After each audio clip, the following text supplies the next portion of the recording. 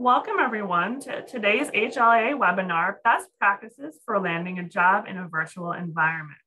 Thank you for joining us today. My name is Amanda Watson and I'm the meeting planner for HLAA and your host today. We do have a sponsor for today's webinar, and that is InnoCaption.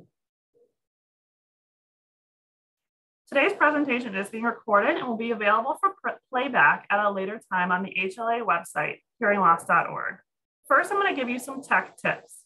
To see captions on this webinar, you'll need to click on the CC icon and click on Show Subtitle. You can change the font, size, and subtitle settings. Chat is available for technical issues and panelists only. We would like participants to please use the Q&A icon to ask questions. We will be using this to facilitate questions and answers at the end of the presentation.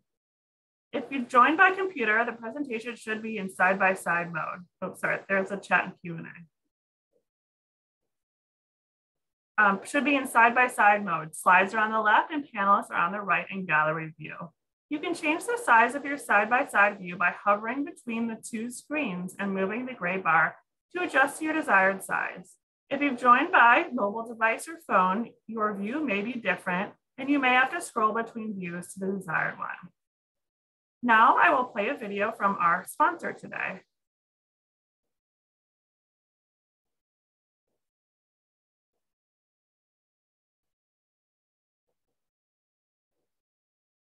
Over 40 million Americans have some degree of hearing loss. And with a hearing loss, understanding phone calls can be a challenge. That's why we created InnoCaption. InnoCaption is a service that provides live captioning of phone calls. Fast and accurate captions help you make calls with confidence, whether it is for work, to call a doctor, or to stay in touch with loved ones. Need a larger caption screen? Simply log into our website to make calls and view captions on your computer. Best of all, our service is free for eligible users in the United States because we're certified by the FCC. Download the app today.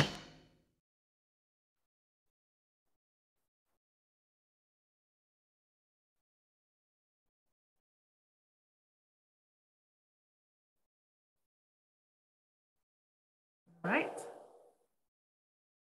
Now I will turn it over to HLA board member Kelly Tremblay, who will introduce tonight's presenters. Kelly. Hi, everyone. Thanks for joining us tonight. I think there's been a few questions about the transcript ability to see. So a reminder to click on live transcript at the bottom of your screen if you're having difficulty seeing the captioning, okay? I, as a board member, along with some fellow board members, really want to thank you for joining us. And none of this would be possible if it weren't for my fellow employment task force members that I would like to acknowledge here. Together, we're a task force that is comprised of people with and without hearing loss, people who are working in companies who are on the front lines and are helping us to understand how to make a difference. We have representations from California, from New York, from Washington State, from Oregon, all over. So on behalf of our collective selves, we would like to thank you for being here. And just a quick reminder, next slide, Amanda, of why we're here. As you just heard in this video, hearing loss is highly prevalent. It's the third most chronic physical condition in the USA, twice the prevalence as diabetes and cancer. And when you think about the life span that we have as adults and our working lives, you can understand how hearing loss has a tremendous impact on individuals and society. And some of the facts suggest that adults with hearing loss have lower incomes, in part because they're unemployed or underemployed. And without health insurance and without the ability to navigate systems, higher healthcare costs ensue. So on behalf of the task force, we've invited a tremendous lineup for you of speakers who can share their own experiences and stories with you today. And know that at the end, you'll have time to ask questions, and Amanda and Carmen will be able to field the question and answers time. So I'm turning it over to you, Carmen. Great, thanks, Kelly. Give me one moment and I'll screen share.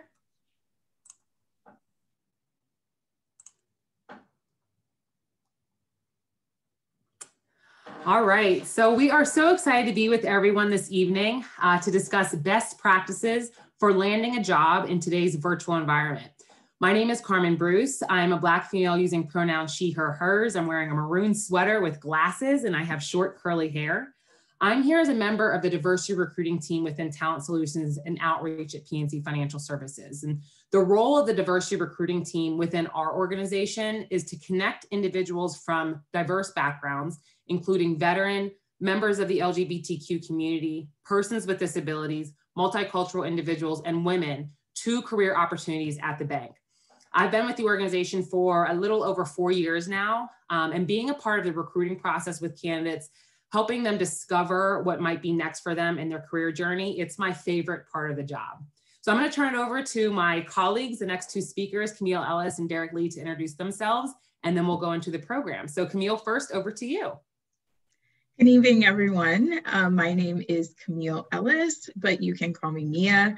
My pronouns are she, her, hers. I am a Black female with straight brown hair, blue glasses, pink shirt, and a blue background behind me. I'm so excited to be here. My title is the Inclusion and Diversity Lead at American Eagle Outfitters. So if you really enjoy wearing jeans or if you like Aerie, that's the organization I represent. So we have quite a few brands underneath the umbrella of AEO. Just really excited to be here and speak to you all this evening. Great, thanks, Mia, for that introduction. Hi, everyone. My name is Derek Lee, and I use he, his, him pronouns, and I am an Asian male wearing glasses with short hair, and I have a navy blue and white checkered plaid shirt on right now. And I am a data insight scientist at a company called Verana Health, and Verana is a startup. About 200 employees now. And what we do is we ingest electronic health record data from patients. So every time you go to a doctor, you have the doctor record information about you, and that information gets translated into a record that we have the privilege of being able to ingest and provide additional insights.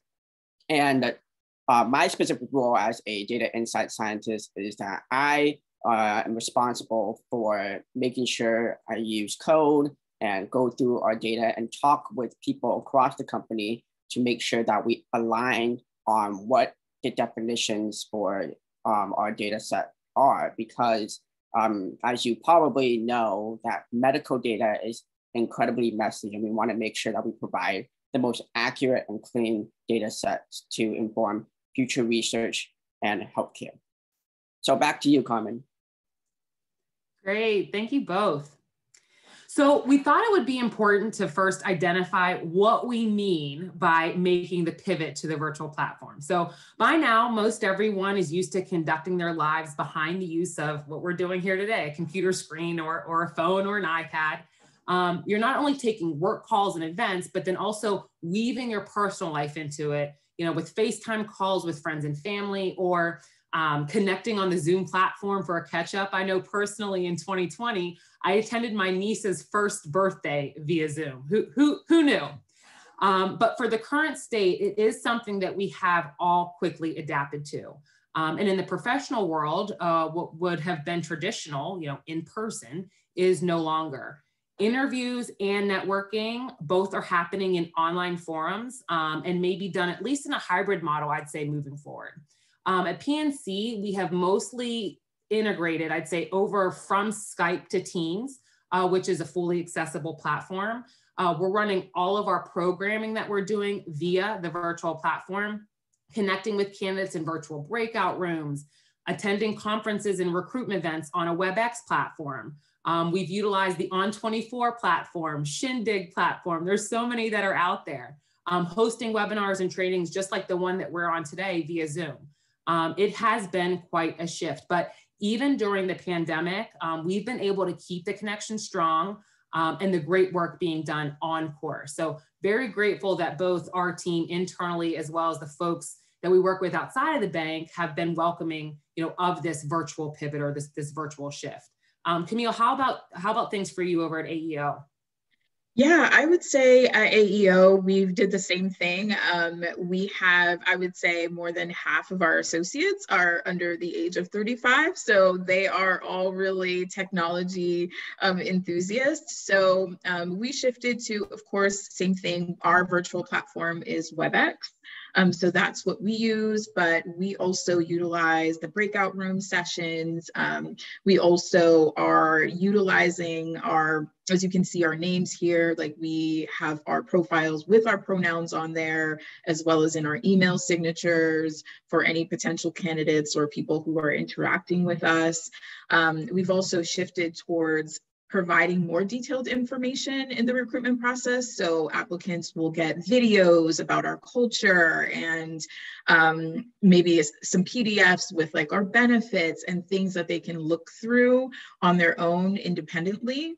So we have that. We're also really big fans of grab bags. So we tend to send a lot of like goodies in the mail. We do have the option. Now, mind you, for us, it's a little bit different because we have distribution centers and stores. So for them, they're still going in person for interviewing and work. But for our corporate offices, we're doing pretty much everything from a virtual standpoint, although the applicants have the ability to come in for that first day just so that they can see the campus, get a look at it, and interact with their direct managers. But from there, it's really up to their direct managers and how often they come in and interact if they do get hired for the position. So I would say we've fully embraced virtual in terms of recruiting as well as working as well. Great points. Great points. So now that we understand we've all made the shift, let's talk about how we can have success in this virtual platform, this virtual world in which we exist. So Camille's going to kind of kick it off with best practices around virtual interviewing. I'll follow up with some best practices around virtual networking, and then Derek will come back on and give us his own personal take, journey, success story, and being, working through what we are calling the virtual environment. So Camille, love to hear what you. All right, let's get started. So I'll just let you know when I'm ready for the next slide. Okay, let's get started. So I'm going to be covering the top 3 here, really just the preparation, some tips that I've learned over the years or just working in different industries that will work. Some other tips that you can use during the interview and how to prepare. And then obviously afterwards, what are my next steps after I've gotten through the interview? So we will start with preparation. Okay, so I am a bit of a research nerd, so I very much love research. I am in a doctorate program now, so I really love this first area here. Please make sure that you are doing research for the company that you are looking to join. It's very, very important to know the history of the company, especially around the industry that they're in. For example, if I'm looking to go into higher ed, things have shifted a lot in higher ed with the pandemic coming, and how they do things has really dramatically changed. So it's really important to not only look into the company and what's relevant for them, their history, but also their industry, and even dialing it down to your department as well. What is top of mind for the position that you're looking for? Perhaps they're working on a major project for the company that's public. I will say that LinkedIn is your friend in this area. I tend to go on LinkedIn and follow the companies that I'm particularly applying to. And as they post new things, that's information for me. Going on their websites, social media channels, all of that is for you to be able to find. And then taking a look at the job description and looking at your resume. I like to have both of them side by side and take a look to see what have I accomplished that aligns with what they're looking for. What are those key words? I tend to also mirror those words in my resume too. So I look at my resume as being a living document. So if there's a job description that I like or that I'm interested in, I will take a look, put it by my resume, and then try to match those key words in there to say, oh yes, I do have this. Maybe I can, use this word instead to describe this exact skill that I have. And then also their culture. Culture is really important. And I say that because I like to think of an interview as they are interviewing you, but you are also interviewing them. You want to know and make sure that the place that you're going is somewhere where you're going to thrive, and that, you know, what you believe in and your work ethic and your morals all align with that organization. And so it's a lot easier to enjoy the job that you do when that's assimilated. So I'm a really big proponent of also looking into the culture if you have the opportunity to talk to people who work there, and take that opportunity to learn from them as what it's like to work there. And then looking at how to prepare for the virtual interview. So you've gotten past the research stage. They want to be able to pull you in for an interview. How do you prepare for that in this virtual world? Preparation is key in terms of testing out the platform. So as Carmen just mentioned, and our companies are using different platforms. So you might be interviewing with one company that uses Zoom, another who uses Teams, and another who uses WebEx. So it's very important once you get that email invite to not go all the way of accepting the button and going into the room, but maybe just practicing. I know with Zoom, it takes me a little bit of time. Like I was logging in today, I had to log into my credentials, type things in, and it took me about a good, couple of minutes to do that. But I know now ahead of time for my interview that I have to bank in that time to prepare. So doing that is really important. Making sure that you are early or on time. I would say in this regard with virtual, this is also a nuanced thing with the platforms. Some companies have platforms that have virtual waiting rooms that you can sit in. Others don't. So you don't want to make sure that you're not clicking the button and inviting yourself into someone's meeting. So make sure that you ask, hey, I would like to join, your recruiter. Just say, I'm planning on coming in about 5-10 minutes. Is that okay? Get that confirmation before you're joining on. But yes, definitely bake in some early time.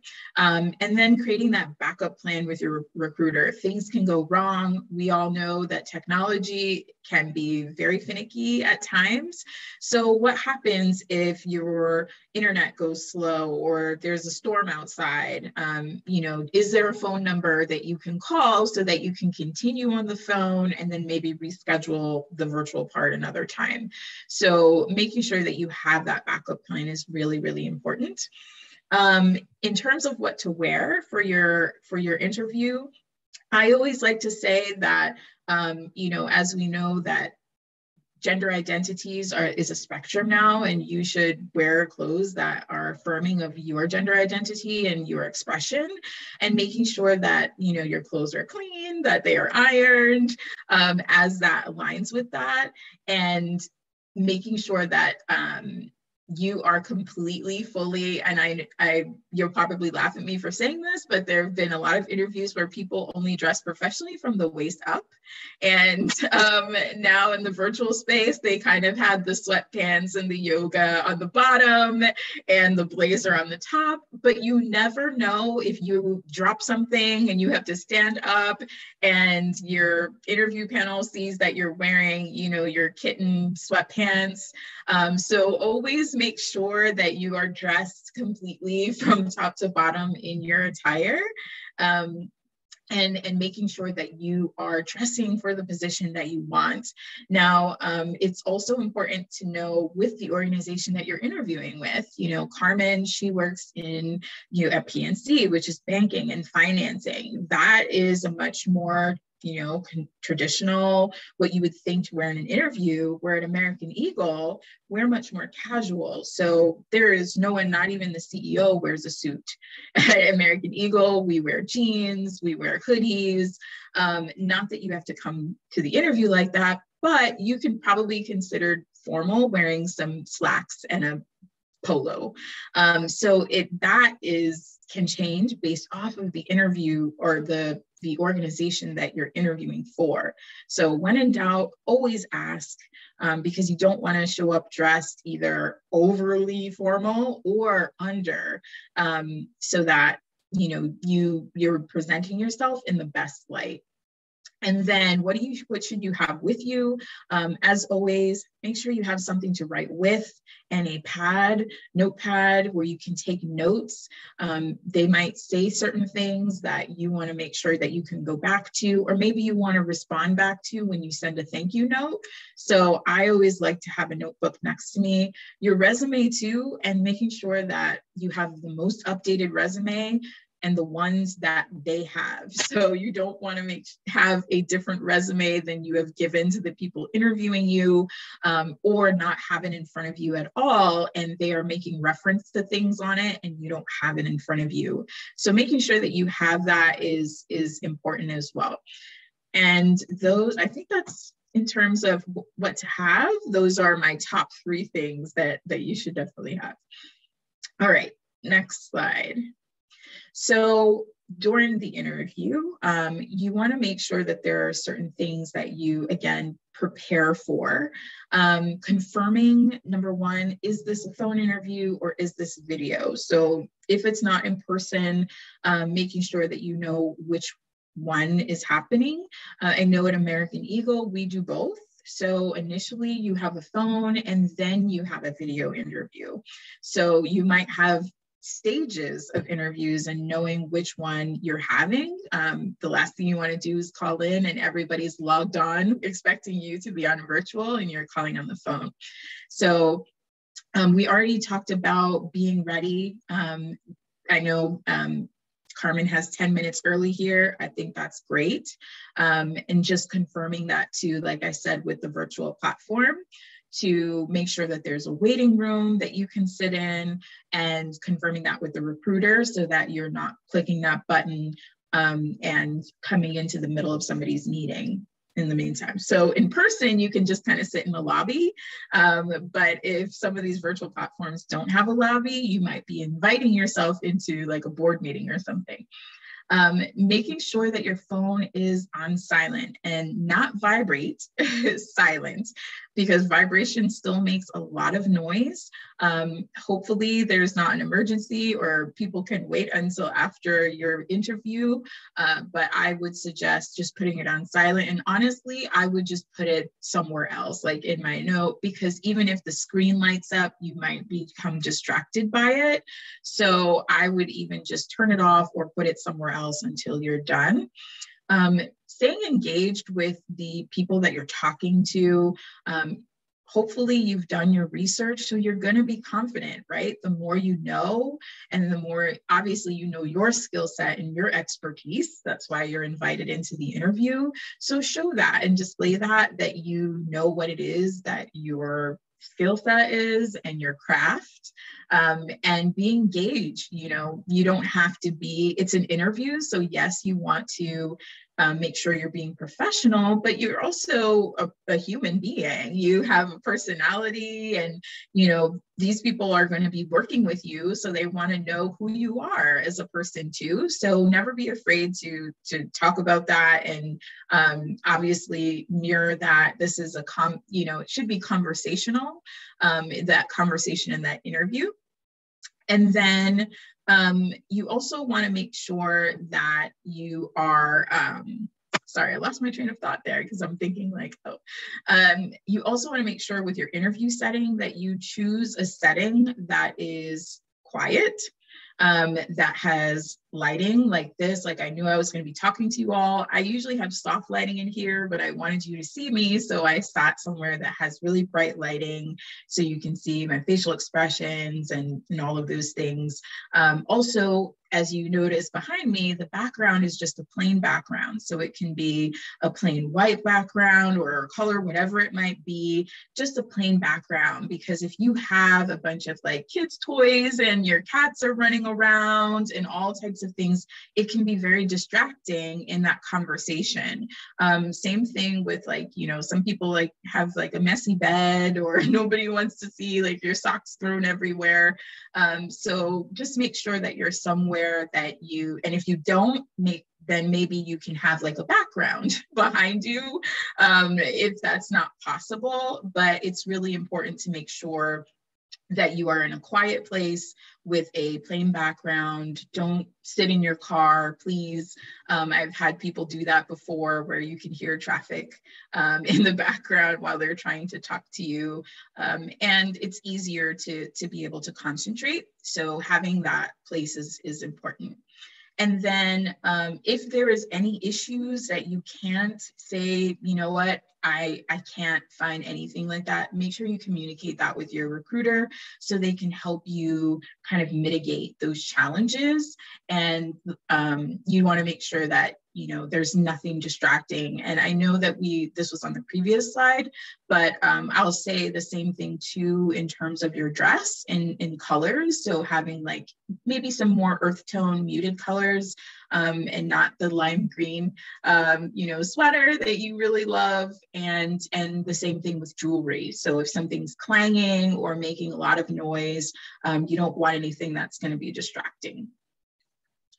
All right. And then finally, you can take a deep breath and you've gotten through the interview, and we'll wrap up with, what do you do afterwards?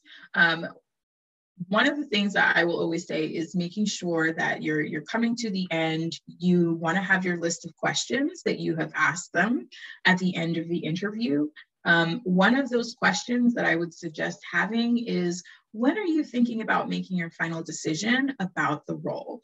And that's my kind of subtle way of giving myself a clue of when I can follow up with them, when it's acceptable to follow up with them, because you definitely don't want to toe the line of being interested and slipping over into obnoxious because you're calling or texting or whatever it might be. And so I like to ask that question. And if an employer says, oh, 1 week time or 2 week time, then I know, okay, if I haven't heard anything by that time, then I'm going to make sure that I follow up, right? Because I've taken my notes, and so that's what I have in my head. Now, after the interview, I still want to make sure that I thank them for their time that they've taken out to speak with me. And usually within a 24-hour time frame, it's acceptable to send an email, especially now in the virtual world. I know I always make fun of, or my husband always makes fun of me, because I really do enjoy cards. And so I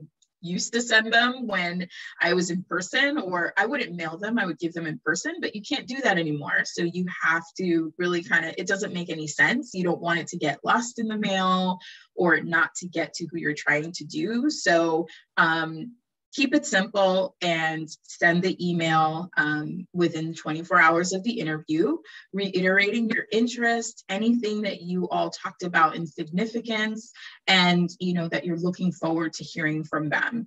And then after you send that, then you already know what that date is that you're going to mark in your calendar to follow up with them if you've not heard back. So those are some really important things. And again, if it does get to that point and you haven't heard back from them, then you kind of repeat the process. Hi, this is, Mia Ellis, and, I just really wanted to reiterate my interest in this position.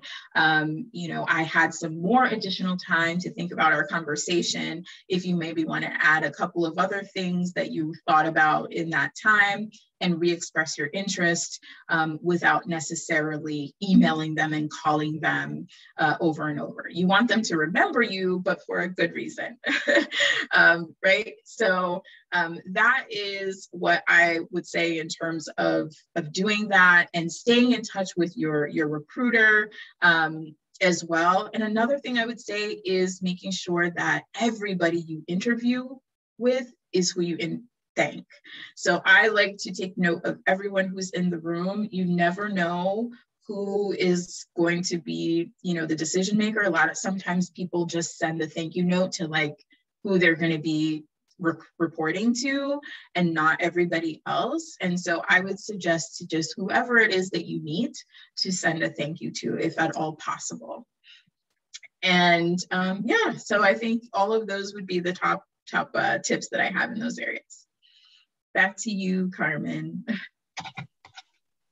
Awesome. Thank you so much, Mia. Really appreciate it. Great tidbits, best practices around the interview process. So we're going to continue to move along in the process and talk about an incredibly important piece, and that's networking. So often another great method for landing the job. So through the next few slides, we'll talk through the purpose of networking, preparing for the networking opportunity virtually, questions that you can ask of those that you meet, providing adequate intentional follow-up, and then some additional best practices. So whether in person and then of course now virtually, your professional network is a valuable resource. So the people that you know, they can really help pave your way forward for career success. And that's really networking in a nutshell, meeting and forming contacts with other people in your field of business.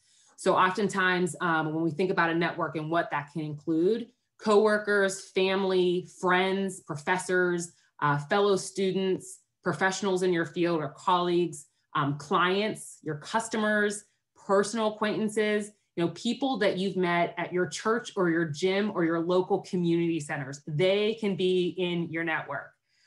These are individuals that you're meeting that can provide access to opportunities that you may not be able to find on your own. In fact, to share a personal anecdote, it's really near and dear to my heart. My entry point to PNC was through a family friend. He's a local business owner here in the city of Pittsburgh where PNC is headquartered. And he had worked with PNC on the business banking side.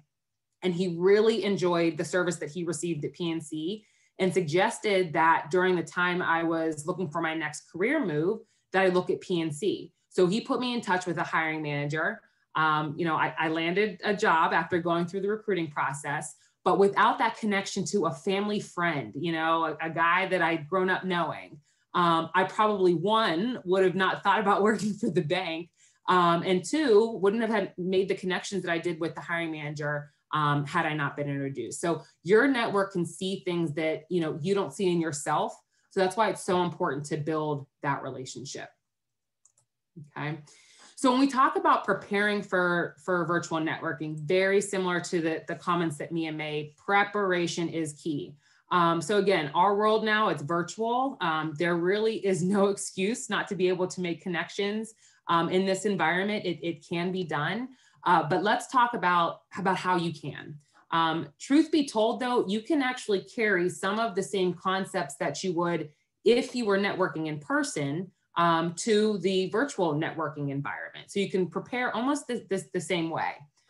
So let's say that you're attending a conference or a webinar or a recruiting event virtually. So during the event, some suggestions there would be gather a list of who you want to meet.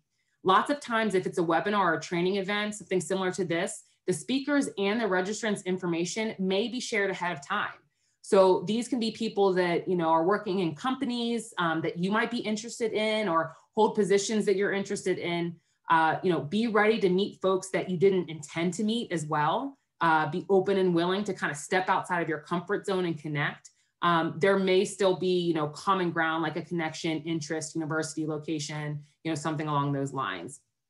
This is a big one, determining what your goal is for attending the event.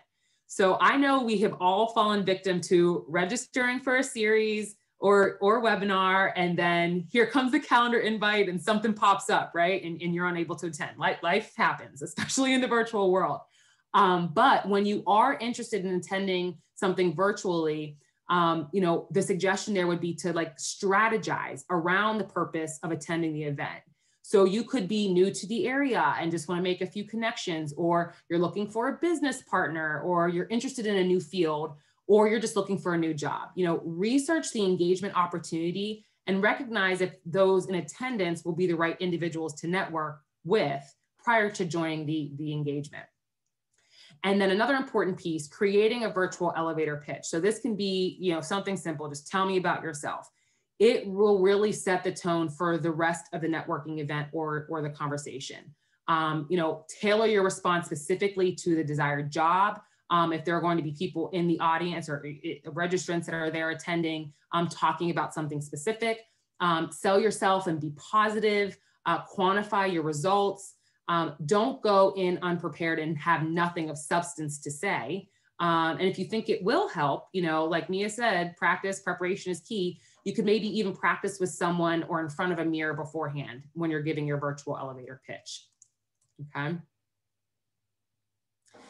So if you're not feeling necessarily comfortable, in the conversation, don't have a clear set of questions to, start the connection, or it's something that really is outside of your comfort zone, we thought it would be helpful to see a few questions listed here that you could bring to a networking event. So we kind of view these as icebreakers and can really be very helpful in getting the conversation started the most comfortable way possible. So think about it in 3 different things: asking about the individual that you're networking with, asking about their field, and then asking about the organization. So again, you've strategized around why you want to attend, the purpose of the networking event. You're sitting in front of the individual virtually, and now it's time to talk. At that point, once you ask those questions, sit back and let them share. Lots of folks like to talk about themselves. That's the best way to start the connection, is to just hear about them, what they can share and what they can bring value to you in the conversation. What I like most about these questions on the screen, if we had to, kind of categorize them, each one is very strategic, open-ended, engaging, and shows that you're really interested in learning about the person that you're connecting with. And then for your own benefit, having these questions answered can help in your decision process on a possible career, field, job, and then better understand the organization that this person is affiliated with. Then you'll be able to answer, is this the right place for me, this organization? Or can this individual help me get to my next career move? All by asking some pretty simple questions. Following up, probably one of the most important parts of the interview process, as Mia mentioned, and then also of the networking process. So on this slide, we've labeled just a few do's and don'ts of the process.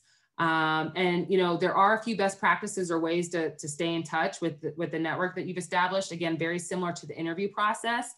LinkedIn, it's been out there for some time, but I think as we've all pivoted to the virtual environment, it is a game changer. So you're connecting with individuals in your network. You can keep up with their circle, keep up with their activity, what they're doing in the role. If you find something that is interesting that the individual has posted, you can send them a direct message to connect. Hey, I saw what you posted on LinkedIn. This is really great. I'd love to be a part of your network.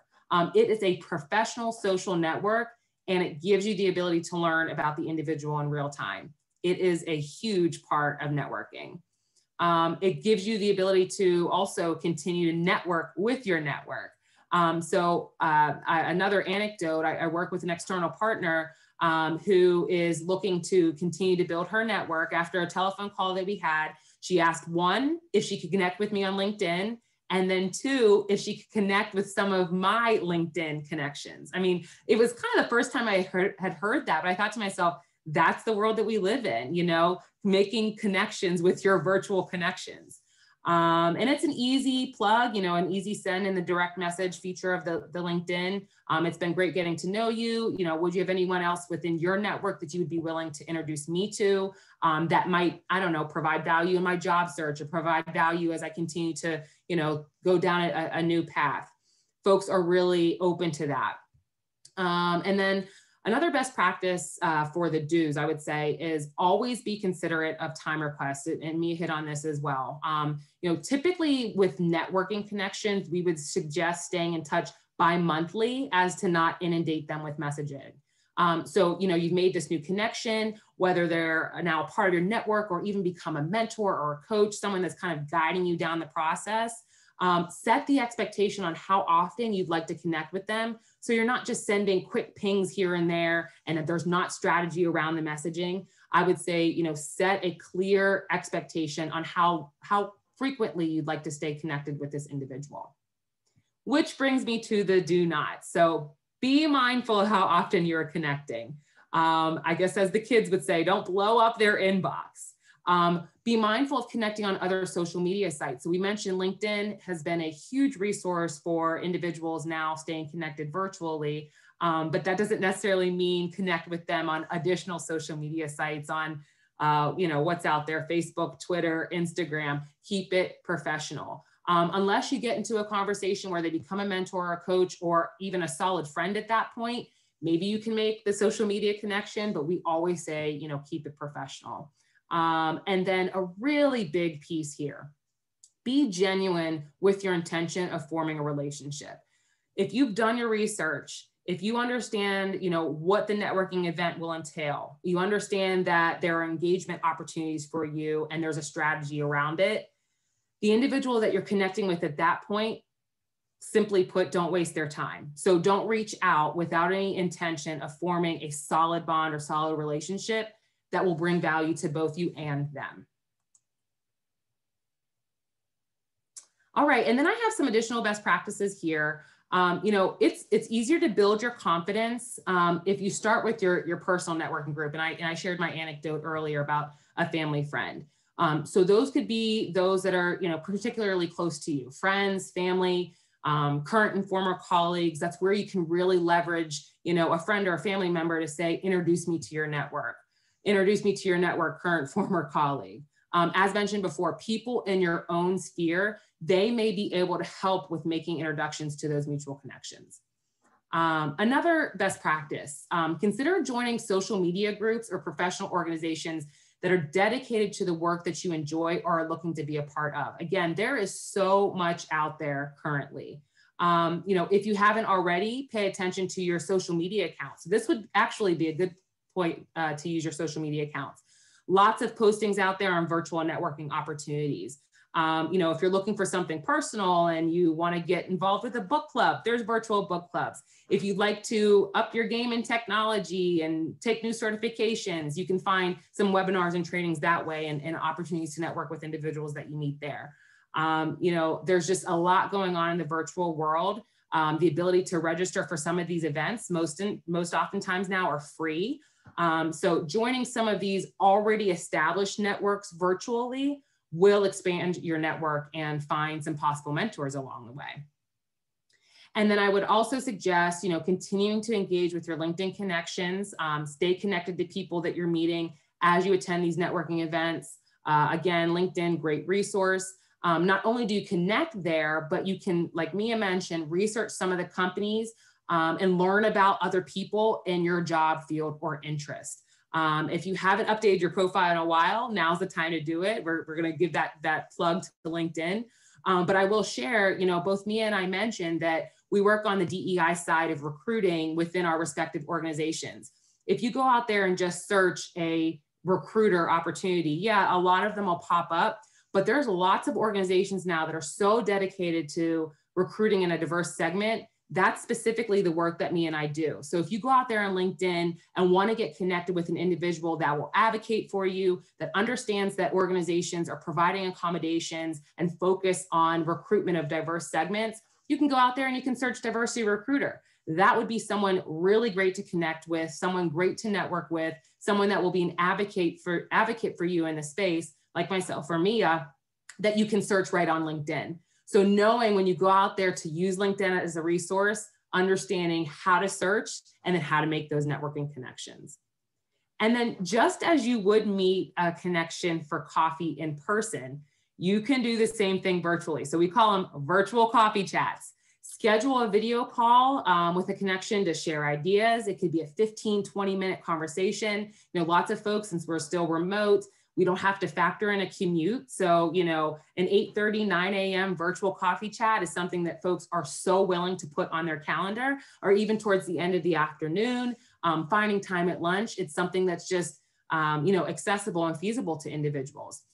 When you have those conversations, try to offer something that will be a benefit to them just as much as it would be a benefit to you in exchange for their time and their ideas.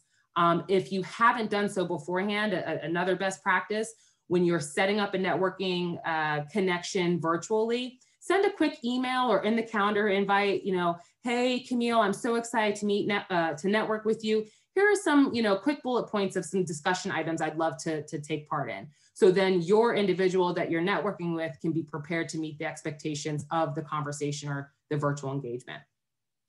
And then finally, you know, there is so much out there. It's easy to get overwhelmed. I can't say it enough. Strategize on your events. So any that you would consider attending in person, try to attend virtually. You know, this is another way to get insight on different things that can point you in the right direction and closer to your career goals. You never know who you'll meet that can make that important introduction, and be open to it.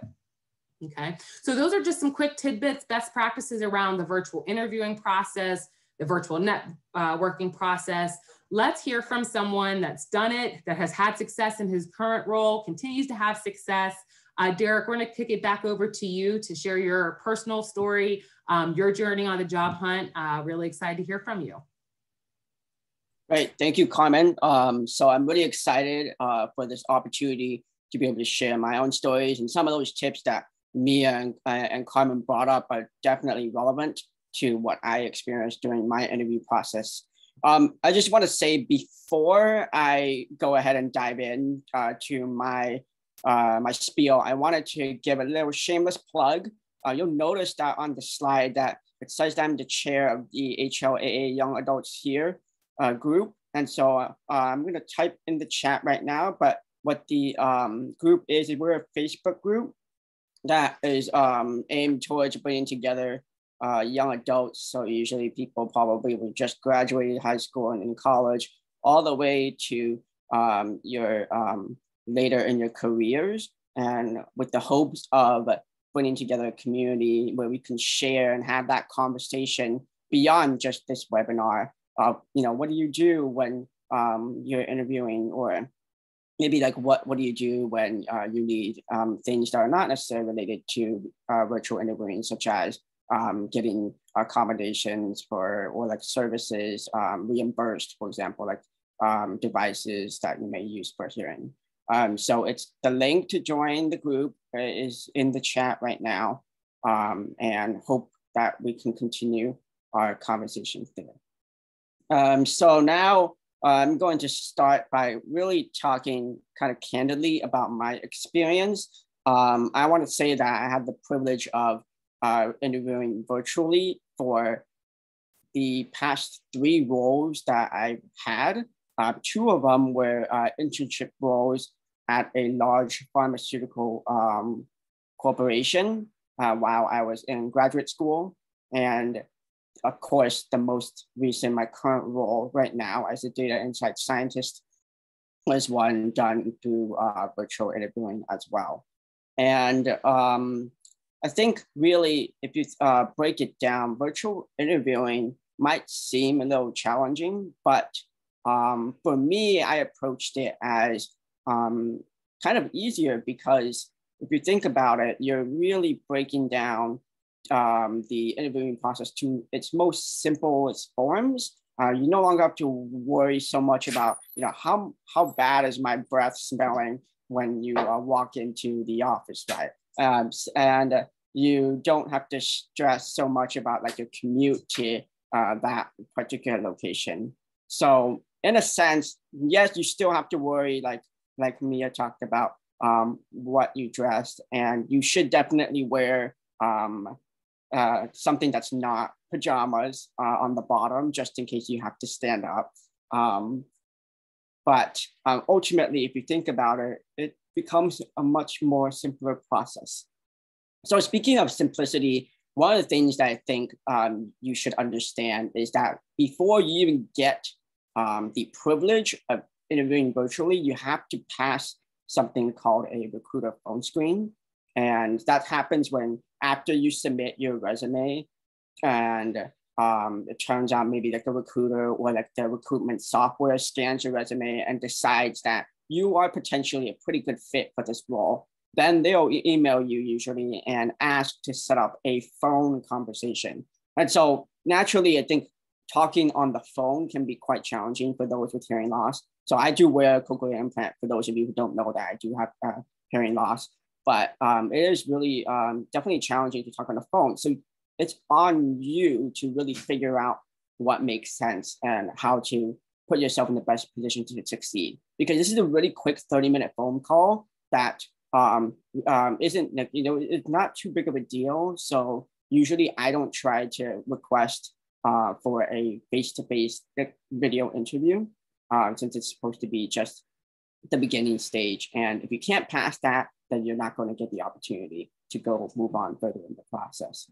So for me, I have a wire that connects directly to my cochlear implant and is able to connect to the headphone jack of my phone. And I do pretty well with that. You might find that maybe you need to use something else, like a larger pen, some other mic, some relay system. But really, I think the majority of the work should be on your end to be able to figure that out. And so there's also opportunities that you can use to be able to make sure that you figure out what's the best way to put yourself up for success for that position. You can always, experiment with ways to call your friends or family numerous times and be well prepared right before you ever get the opportunity to have a phone screen. So with that out of the way, phone screens are, just to give you a taste, they're also incredibly simple to prepare for. They're always almost guaranteed to ask I have the same 4 questions written down basically. So you're gonna definitely, the first question is gonna be, tell me about yourself. I would bet a significant chunk of my money that that's gonna show up in the phone screen. So definitely be prepared to answer that. And there's documents, web pages online on how to successfully answer that question. That doesn't involve basically reading off a list of your resume, because you don't want to do that. You want to basically, for me, my formula is always just a tidbit of my background really quick in terms of like what type of professional I am. Like, for example, I would say that I am an analytics professional passionate about bringing insights clearly to people who don't necessarily have that technical background. And then I move on to saying that this is the success, one win that I've had in my previous role that I would bring to the company. And then finally end with something like, oh, this is what I'm looking forward to. So following that formula and following all different types of formulas will help you answer the questions like, tell me about yourself. Why do you want to work for this company, or why do you want this role? And definitely be prepared for salary expectations. That comes up quite often. I usually like to punt and try to get the recruiter to give me a range.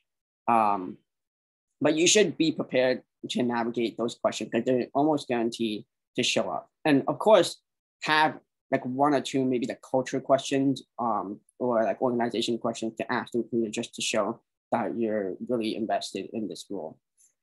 So you pass the phone screen. That should be pretty simple because if you can't pass the phone screen, you really need to reevaluate how you're answering and preparing for those questions. But once you pass the phone screen, now that's when you get to the virtual interviewing. And so in my experience, I had an interview for series for a company that I did get an offer for, but ended up ultimately not accepting for a wide variety of reasons. But I'm going to use that as an example. So this company was a electric automobile company that just recently went public. And I was interviewing for a role. And so someone in the Q&A asked about requesting captioning. So this is also a tricky scenario. So when you request captioning, you run the risk, I guess, of kind of telling people that you do have some sort of accommodations that you need. And with my current company, Verona, I also did end up requesting captioning for my interviews, but in both cases, I make sure that I make the recruiter's job as easy as possible. I sent a detailed email well in advance on how to enable live transcription on Zoom. So I think it was Mia, you mentioned that you should definitely test out what platform you're using beforehand. So I saw that it was going to be a Zoom interview. I knew immediately that it was possible to get live transcription through Zoom. So I set that up as quickly as possible. In the past, I've interviewed with using Google Meet as well. That platform already has auto transcription at a click of a button. So there's no need to set up anything in advance. Teams, not a fan personally, but you make your own decision. I went through an interview with Teams just kind of without any transcription, but maybe if I really loved that company enough, I would have made an effort to try to figure something out later. But again, the point is that I, like Mia said, made sure to research my platform and then implement whatever I needed as soon as possible. There are certain cases where, I try to not usually disclose my disability, but there are certain cases where I guess you have to just decide whether you're going to go in blind and not have any accommodations, or you request. And that's going to tell you, if you do make that request, it's going to tell you a little bit about how the company does things. So I think for me going forward, I might try to request because I want to put myself in the best position to succeed. And you end up finding about how the company handles accommodation requests. So that's always some valuable insight. And, if it ends up not working, my philosophy is just, hey, it's their loss, it's not yours. You just move on to the next time. As long as you do everything in your best interest to make yourself shine, that's all you can do. So back to what I was trying to say about my interviewing experience with that electric automobile company. So I had passed the phone screen, no problem, and then got to the virtual interview. Well, first I had to complete a technical assessment. That's really common for people who are in the engineering and STEM field, but I did pass that. And then I got the opportunity to talk with my hiring manager, who was a person that probably would have been my boss had I accepted the position. And it was really interesting because he actually had to go to the one of the showrooms that they were opening up and try to set things up. And because it was during the pandemic, he actually had a mask on the entire time when he was interviewing me. So that was a very interesting experience. I was, I guess, lucky enough where I guess my cochlear implant wire did the trick in helping me hear pretty well. So I didn't have any captions because the recruitment team didn't make the effort to set that up. So that was one, but not the only reason why I ended up not going to that company. Yeah, that experience was interesting. I do remember you do have the option of occasionally asking in chat for the hiring manager to type in a word or two that you missed. But ultimately, if you're struggling so much that you can't really understand the majority of what they're saying, I would just chalk it up to it's not your fault. It's mostly just the way that things are at that company. But take that as a learning lesson to make sure that you try to find ways to make sure that you're able to succeed as best as possible in the next interview, the next time that this kind of situation comes around. So another thing that you might run into after I passed that hiring manager screen, then I had that final interview where I ended up interviewing, actually it was one-on-one with different people across the company. So in virtual interviewing, you might have that since you can do that, but in person, sometimes it might just be a bunch of people with you in the same room. So I kind of view the virtual interviewing process as maybe a little bit easier for those with hearing loss because you're no longer having to deal with background noise. It's just about you optimizing the way sound comes through, the computer and putting yourself at the best position to succeed. So I think I'll try to close knowing that we're pretty much at the top of the hour and we have some questions that people want to ask. If you end up going successfully through all those steps, then you have to be sure that you always able to pick up the phone whenever the recruiter calls. So remember the recruiter's phone number because sometimes, they might call with an offer letter and those things can tend to be pretty quick. So again, back to the point where I was saying, make sure you set yourself up for the best position to succeed conversing on the phone because that will really go a long way. So I'm going to pause there, and because knowing that this is not a, hey, how to talk about the offer letter discussion, that's where you can ask me or other people who've done it before on that HLAA Young Adults Here Facebook group. We're happy to answer your questions and share insights. So with that, I'll turn it over to whoever's talking. Thank you.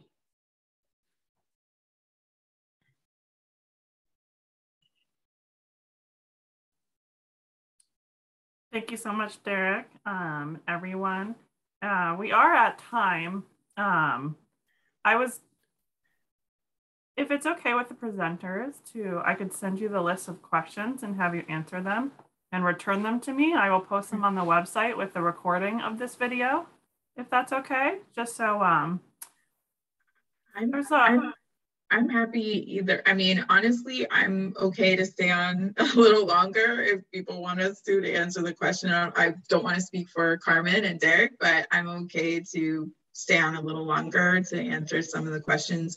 I've been looking at them and it looks like we've been answering some of them, but I'll leave that to the discretion of the other presenters.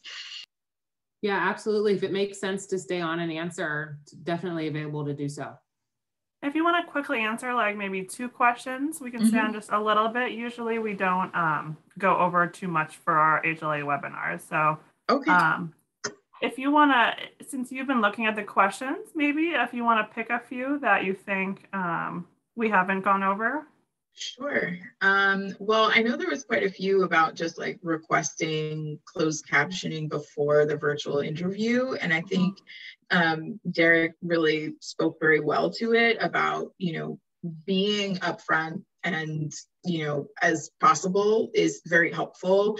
And I know the first question was really, what do employers fear most about hiring individuals with a hearing loss? And I mean, we can't read employers' minds, but I would say that I think there might be a fear in terms of not knowing what it is that you need. So being as upfront as possible about what you need and letting them know, like at American Eagle, we have it right there on the form to request an accommodation. It's very obviously there. So if there's something that you need, and to my understanding, we have never not adhered to that accommodation that has been asked or requested. So it's always to your benefit to be as honest and as upfront as possible, and letting us know very clearly what it is that you need, because you are going to be the best person to give that knowledge, more so than somebody guessing or making the assumption, and you don't want that. So I think it's, at least from my perspective, the more clear and upfront and proactive you can be about what it is that you need is the best option that you can choose. Yeah, I would piggyback off of Mia and share that our recruiters, the policy is, I know that we've talked about, you know, practicing the virtual process with a family or friend or in front of a mirror. Our recruiters will set up test conversations. So if you need to test out the virtual platform prior to even that phone screen or prior to the hiring manager interview, recruiters also want to make sure that you're showing up the best to your ability. So you can have like a practice virtual test run with them as well. Like Mia mentioned, if you are, you know, sharing with them the accommodation that is required or that you're, you know, asking for, they will do a test run with you. Let me see. I'm trying to go through. There's a good amount in here. I know that there was a question too about like a recruiter's role. So I think really, and I apologize because if I did not elaborate on that, but a recruiter really is, again, that liaison between you and the direct hiring manager and anybody else who's on that recruiting panel. So they're most likely going to be the person who's going to reach out to you initially after you submit the application. You know, they're going to be the person who's going to be able, I would direct most of my questions to about, you know, if you want to know who's on the panel or how to best prepare, or if you need an accommodation, all of those things, your recruiter is really that liaison. And as Carmen was mentioning, there are people who, like me and Carmen, who will specifically work with in a diversity perspective. So there are many of us out there. So, you know, as you're going, and if you look again, either on the sometimes they have it on their LinkedIn page, sometimes you'll find it. But if you type in, you know, diversity recruiter, PNC, or diversity recruiter, American Eagle. Most likely our pictures are going to come up because we do events like this and people know us in the community. So try to find us and connect with us and let us know, that you are applying to these roles, and we can, at least direct you properly to the resources that you need. I don't know if anybody else wanted to, I know you said a couple of questions, so. Yeah, I'm looking at the questions too. I feel like you've answered most of them. Two people asked about hearing loops, but I feel as if that'd be requested before the interview, as would like captioning. Is that correct? Mm-hmm. Great. Yeah. So actually, maybe like hearing loops, I guess maybe that question might have been also eventually in the workplace as well. And I think, there's always alternatives, like, directional mics as well to try to, expand your options for workplaces that you're able to work at. Mm-hmm. Just keep that in mind.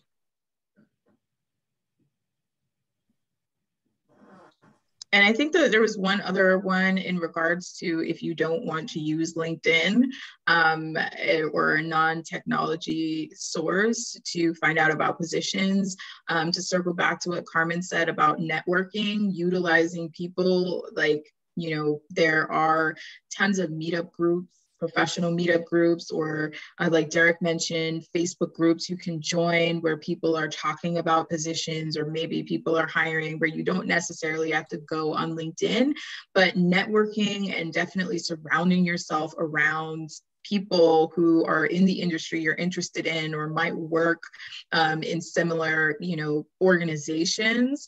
I know I've found roles that haven't even been posted yet that way, just by networking and people telling me what's coming down the line. So that would be my suggestion in terms of if you don't really want or aren't comfortable with LinkedIn or anything like that, really assessing your people, your circle of people and network, and looking for ways to network with people that can get you inside knowledge about positions that are out there.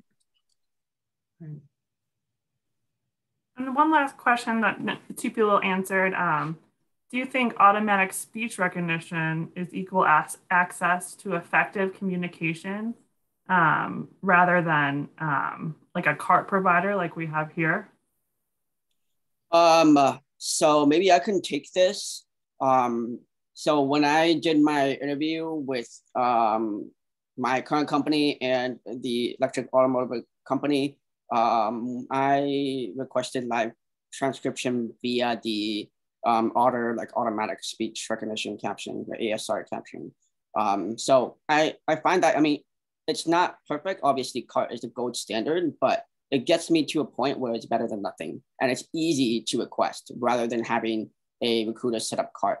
Now that I'm in my current position, when I started my role, actually, well, maybe like right before I signed the offer letter, actually, but I got the written offer, I was asking about whether or not I could have a CART provider at my role. And so what my philosophy is like, I'm going to request the CART person who's going to have to be paid by the company anyways, once I, actually need to start contributing to the organization's business. And so it's not like a bunch of money going out. But my company is a startup, right? So it might be different with larger corporations that might have more resources. So I guess can't hurt to ask maybe, but at least that's my perspective.